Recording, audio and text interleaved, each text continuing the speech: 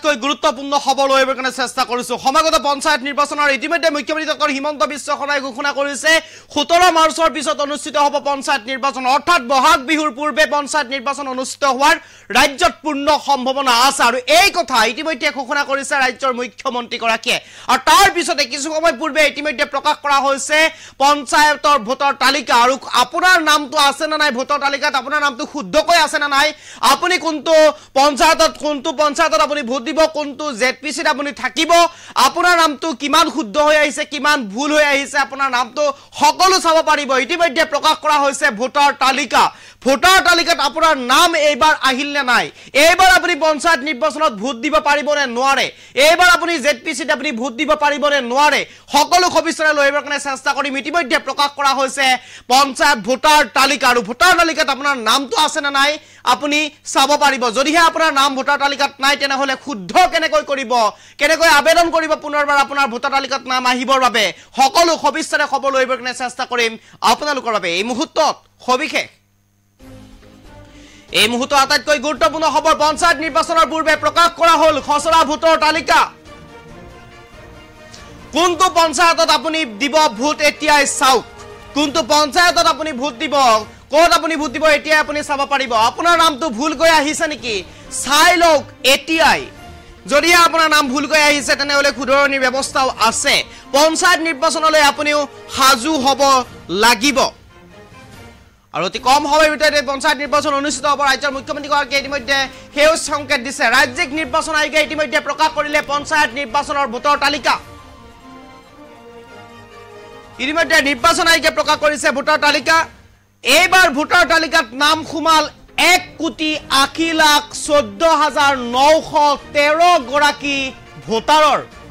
1,80,14,913 গৰাকী ভোটাৰৰ নাম খুমাইছে এইবাৰ ভোটাৰ তালিকাত তাৰে ভিতৰত 90,60,640 গৰাকী পুৰুষ ভোটাৰ আৰু তাৰ ভিতৰত আনহাতে মহিলা ভোটাৰৰ সংখ্যা আছে 89,53,865 গৰাকী মহিলা ভোটাৰ সংখ্যা আনহাতে তৃতীয় লিংগৰ ভোটাৰো আছে 408 গৰাকী তৃতীয় লিংগৰ ভোটাৰৰ নাম সন্নিবিষ্ট কৰা হৈছে এইবাৰ ভোটাৰ তালিকাত আৰু এই মুহূৰ্তত আটাইতকৈ গুৰুত্বপূৰ্ণ হ'ব লৈবৰ কাৰণে চেষ্টা কৰিছো কিবা যদি ভুল হৈ আছে এতিয়া আপুনি খুদৰাই লওক আপোনাৰ ভোটাৰ তালিকাত নাম আছে না নাই আপুনি চাই ল'ব পাৰিব ভোটাৰ সাৰ্ভিস পৰ্টেলত গৈ সকলো ঠিক কৰি ল'ব পাৰিব আপুনি যদি ভুল হৈ আছে খুদৰাই ল'ব পাৰিব তাৰ বাবে আবেদন কৰিব লাগিব আপুনি যদি আপোনাৰ নাম অহা নাই তাৰ বাবে আপুনি আবেদন কৰিব লাগিব 397টা জেডপিসি আৰু 181খন আঞ্চলিক পঞ্চায়তৰ বাবে অনুষ্ঠিত হ'ব নিৰ্বাচন ইতিমধ্যে এই তথ্য প্ৰকাশ কৰিছে ৰাজ্যিক নিৰ্বাচন আয়োগে 24,884টা কেন্দ্ৰত অনুষ্ঠিত হ'ব পঞ্চায়ত নিৰ্বাচন এই মুহূৰ্তৰ আটাইতকৈ গুৰুত্বপূৰ্ণ খবৰ লৈবৰ কাৰণে চেষ্টা কৰিছো 24,884টা ভোট কেন্দ্ৰত অনুষ্ঠিত হ'ব পঞ্চায়ত নিৰ্বাচন ইতিমধ্যে ৰাজ্যিক নিৰ্বাচন আয়োগে এই কথা প্ৰকাশ কৰিছে ৰাজ্যিক নিৰ্বাচন আয়োগে এই খবৰ ইতিমধ্যে প্ৰকাশ কৰিছে আমি দেখুৱাইছো এই তথ্য ইতিমধ্যে ৰাজ্যিক নিৰ্বাচন আয়োগৰ ফালৰ পৰা প্ৰকাশ কৰা হৈছে আপোনাৰ ভোটাৰ তালিকাত নাম আহিছে না নাই ভোটাৰ তালিকাত আপোনাৰ নামটো শুদ্ধকৈ আহিছে না নাই ভোটাৰ তালিকাত আপোনাৰ নামটো আছে না নাই সকলো তথ্য আপুনি চাব পাৰিব ভোটাৰছ পৰ্টেল ভোটাৰ সাৰ্ভিস পৰ্টেলত গৈ যি পৰ্টেল আছে সেই পৰ্টেলত গৈ আপুনি সকলো বিস্তাৰিতভাৱে চাব পাৰিব এইবাৰ ভোটাৰ তালিকাত অন্তৰ্ভুক্ত হৈছে 1,80,00,000তকৈ অধিক আৰু তাৰে ভিতৰত 90,60,884 গৰাকী মহিলা ভোটাৰৰ সংখ্যা ইতিমধ্যে প্ৰকাশ কৰিছে নিৰ্বাচন আয়োগে ৰাজ্যিক নিৰ্বাচন আয়োগৰ ফালৰ পৰা এই খবৰ ইতিমধ্যে এই তথ্য ইতিমধ্যে প্ৰকাশ কৰিছে 397টা জেডপিসি আৰু 181খন আঞ্চলিক পঞ্চায়তৰ বাবে অনুষ্ঠিত হ'ব এইবাৰ নিৰ্বাচন 24,884টা কেন্দ্ৰত অনুষ্ঠিত হ'ব নিৰ্বাচন এই মুহূৰ্তৰ আটাইতকৈ গুৰুত্বপূৰ্ণ হ'ব লৈবৰ কাৰণে চেষ্টা কৰিছো 408 গৰাকী তৃতীয় লিংগৰ বিপৰীতে 89,53,865 গৰাকী মহিলা ভোটাৰ সংখ্যা লগতে 90,60,640 গৰাকী পুৰুষ ভোটাৰৰ সংখ্যা এইবাৰ তথ্য প্ৰকাশ কৰিছে নিৰ্বাচন আয়োগৰ ফালৰ পৰা আৰু এইবাৰ ভোটাৰ তালিকাত সৰ্বমুঠ নাম কুমাইছে 1,80,14,913 গৰাকী ভোটাৰৰ আৰু ইতিমধ্যে পঞ্চায়ত নিৰ্বাচনক ৰাজ্যৰ মুখ্যমন্ত্ৰী ডক্টৰ হিমন্ত বিশ্ব শৰ্মাই আজিৰ দিনটোত যি ঘোষণা কৰিছে অৰ্থাৎ 17 মাৰ্চলৈ ৰাজ্যত অনুষ্ঠিত হ'ব মেট্ৰিক আৰু হায়াৰ ছেকেণ্ডাৰী পৰীক্ষা 17 মাৰ্চৰ পিছতে ৰাজ্যত অনুষ্ঠিত হ'ব পঞ্চায়ত নিৰ্বাচন আৰু অৰ্থাৎ বহাগ বিহুৰ পূৰ্বে ৰাজ্যত পঞ্চায়ত নিৰ্বাচন অনুষ্ঠিত হোৱাৰ এক সেউজ সংকেত প্ৰদান কৰিছে ৰাজ্যৰ মুখ্যমন্ত্ৰী গৰাকীৰ ফালৰ পৰা আৰু তাৰ পিছতে এক প্ৰকাৰ তৎপৰ হৈ পৰিছে এতিয়া ৰাজ্যিক নিৰ্বাচন আয়োগ আৰু ৰাজ্যিক নিৰ্বাচন আয়োগৰ ফালৰ পৰা ইতিমধ্যে প্ৰকাশ কৰিছে এই খবৰ এই তথ্য ইতিমধ্যে প্ৰকাশ কৰিছে পৰ্টেলত ৰাজ্যিক নিৰ্বাচন আয়োগৰ ফালৰ পৰা ইতিমধ্যে প্ৰকাশ কৰি কোৱা হৈছে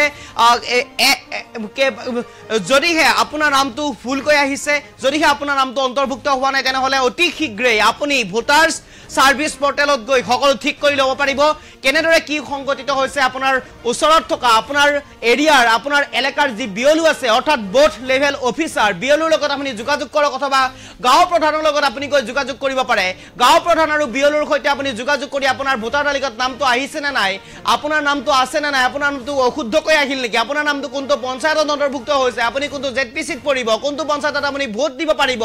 আপুনি সকলো বিস্তাৰিতভাৱে আপুনি চাই ল'ব পাৰিব যদিহে কিবা বিসংগতি আছে তেনেহ'লে আপুনি এতিয়াই আপোনাৰ ঘৰৰ ওচৰৰ বিএলও গৰাকীৰ লগত যোগাযোগ কৰক অথবা আপুনি গাঁও প্ৰধানৰ লগত যোগাযোগ কৰিব পাৰে আৰু লগে লগে আপুনি সমগ্ৰ তথ্য আপুনি লাভ কৰিব গাঁও প্ৰধানৰ পৰা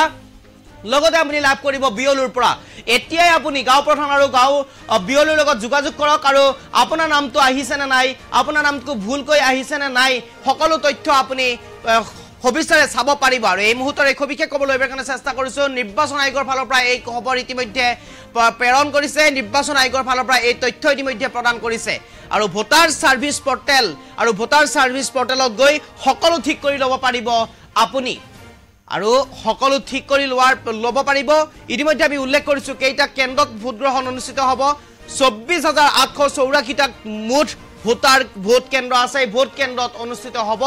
নিৰ্বাচন আৰু পঞ্চায়ত নিৰ্বাচনৰ দিন ঘোষণা যদিও এক প্ৰকাৰ কৰা নাই তাৰ পিছতো কিন্তু সেউজ সংকেত দি থৈ দিছে ৰাজ্যৰ মুখ্যমন্ত্ৰী গৰাকীয়ে বহাগ বিহুৰ পূৰ্বে 17 মাৰ্চৰ পিছত অনুষ্ঠিত হোৱাৰ সম্পূৰ্ণ সম্ভাৱনা আছে পঞ্চায়ত নিৰ্বাচন ৰাজ্যত আৰু এই পঞ্চায়ত নিৰ্বাচন আৰু আজি মুখ্যমন্ত্ৰী ঘোষণা কৰাৰ পিছতেই ৰাজ্যিক নিৰ্বাচন আয়োগৰ ফালৰ পৰা এই তথ্য ইতিমধ্যে প্ৰকাশ কৰিছে আমি ইতিমধ্যে উল্লেখ কৰিছো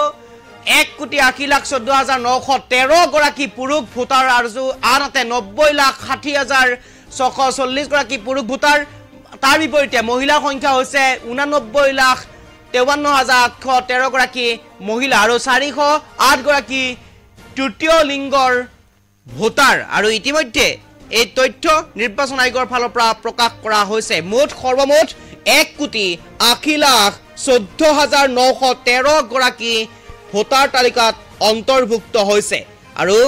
397টা জেডপিচি